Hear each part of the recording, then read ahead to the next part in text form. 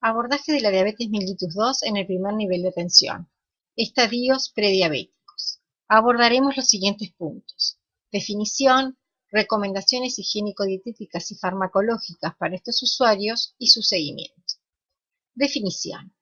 Como fue visto en las presentaciones anteriores, hacemos diagnósticos de estadios prediabéticos a aquellos usuarios que tienen una glicemia basal alterada, definida como los valores de glicemia basal entre 1 y 1,25, o aquellos que tienen intolerancia a la glucosa, definida como la prueba a las 2 horas de 75 gramos de glucosa según el método de la OMS, con valores entre 1,40 y 1,99, o la presencia de hemoglobina glicosilada con valores entre 5,7 y 6,4.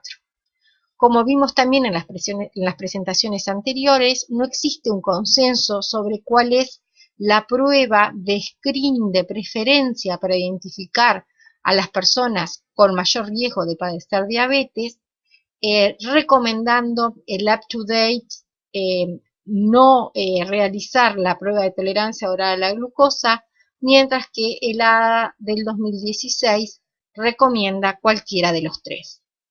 No obstante, más allá de los valores y de las pruebas de los mismos, realizadas para los mismos, hay dos conceptos que son sumamente importantes en los estadios prediabéticos.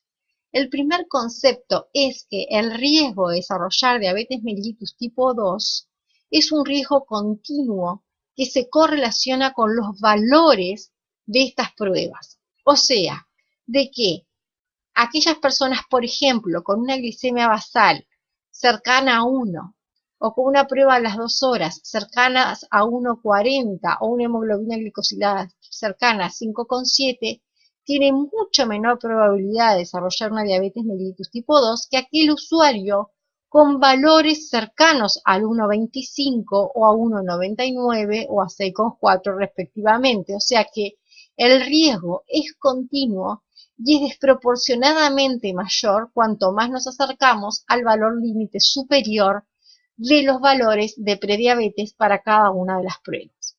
Y el otro segundo concepto muy importante es que los estadios prediabéticos no solamente constituyen un factor de riesgo para el desarrollo de diabetes mellitus tipo 2, sino que también son un factor de riesgo independiente para el desarrollo de una enfermedad cardiovascular.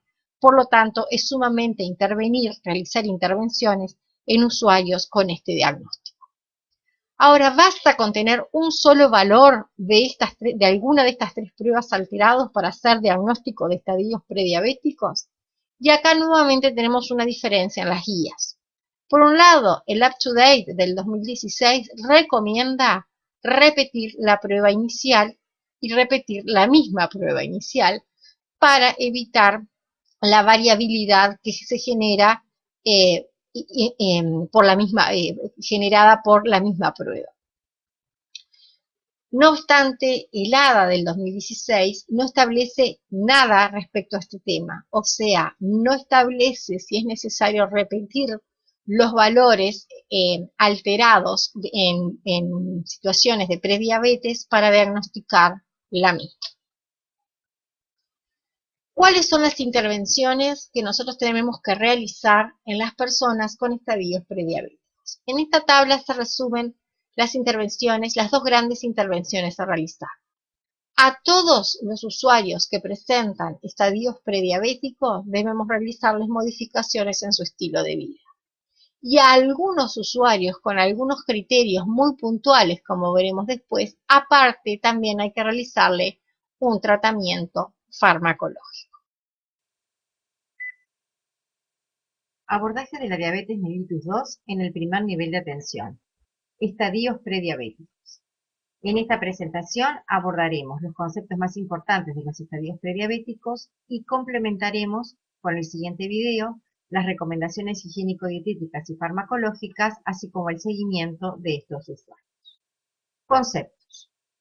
Como vimos en el módulo anterior, la Guía Nacional de Práctica Clínica de Diabetes mellitus tipo 2 para la atención en el ámbito ambulatorio define como glicemia normal aquellos valores de glicemia basal menores a 110 o 1,10 gramos de cilindro. Esto lo diferencia de los puntos de corte que establece la Asociación Americana de Diabetes, que coloca al mismo en el nivel de normalidad a los valores menores a 100 miligramos decilitro o a 1 gramos decilitro. A partir de esta cifra, distinguimos dos estadios prediabéticos: la glicemia basal alterada y la intolerancia a la glucosa. La glicemia basal alterada es aquella definida con valores de glicemia basales mayores o iguales a 1,10 y menores o iguales a 1,25. Para el diagnóstico de glicemia basal alterada o de glicemia de ayuno alterada, se consideró el punto de corte mayor o igual a 110 miligramos decilitros recomendado por la OMS. Este valor tiene mayor especificidad para identificar a la población con mayor riesgo de desarrollar diabetes, e incluso fue el punto de corte recomendado en la primera y la segunda encuesta nacional de factores de riesgo para las enfermedades no transmisibles que hizo el Ministerio de Salud Pública. El punto de corte mayor a 100 miligramos decilitro mejora la sensibilidad, pero deteriora la especificidad, por lo que se identificarán individuos sanos que nunca desarrollarán diabetes mellitus tipo 2, con el consecuente impacto económico, psicosocial y sanitario. En aquellos pacientes que tienen múltiples factores de riesgo para desarrollar diabetes mellitus tipo 2, podría considerarse el valor mayor o igual a 100 miligramos decilitro como punto de corte. El otro estadio prediabético es la intolerancia a la glucosa, y la misma se define como aquel estadio que presenta valores luego de 2 horas de carga de 75 gramos de glucosa entre 1,40 y 1,99 miligramos decilitro. Brevemente describiremos algunos aspectos de cada prueba. Glicemia basal en plasma venoso. Es el método recomendado para el diagnóstico de diabetes y la realización de estudios poblacionales. Es un test preciso, de bajo costo, reproducible y de fácil aplicación.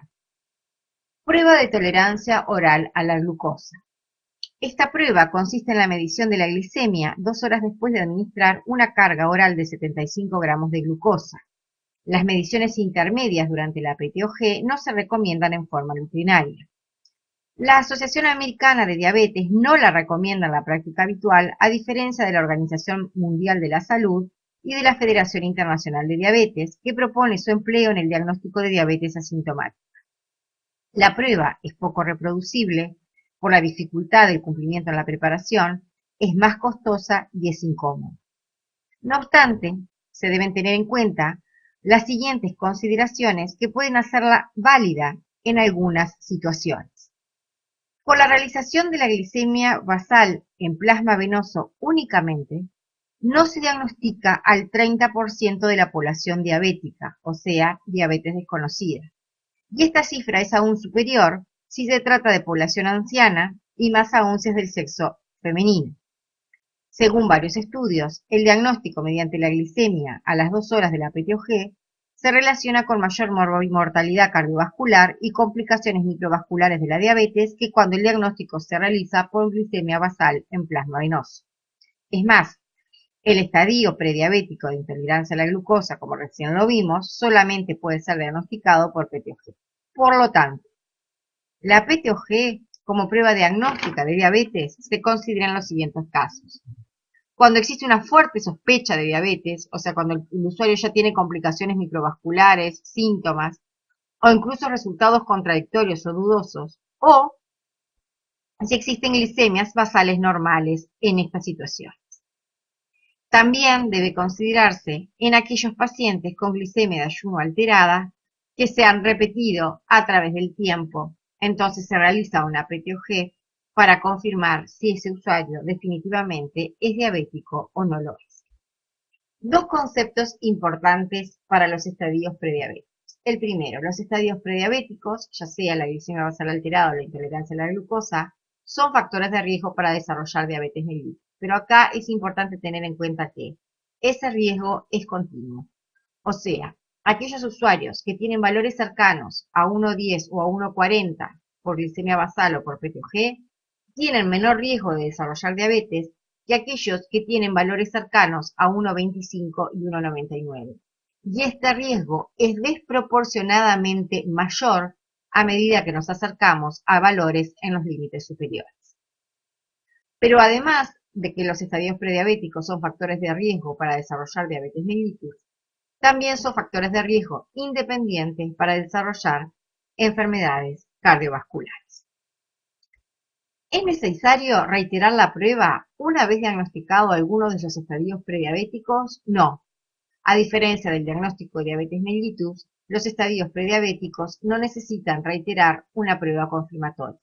Lo que hay que realizar es rápidamente el inicio de intervenciones terapéuticas que en la totalidad de los usuarios con estadios prediabéticos se deberán realizar recomendaciones higiénico-dietéticas. Y en algunos usuarios con estadios prediabéticos, además, se beneficiarán de indicaciones farmacológicas. Estas recomendaciones las veremos en el siguiente video.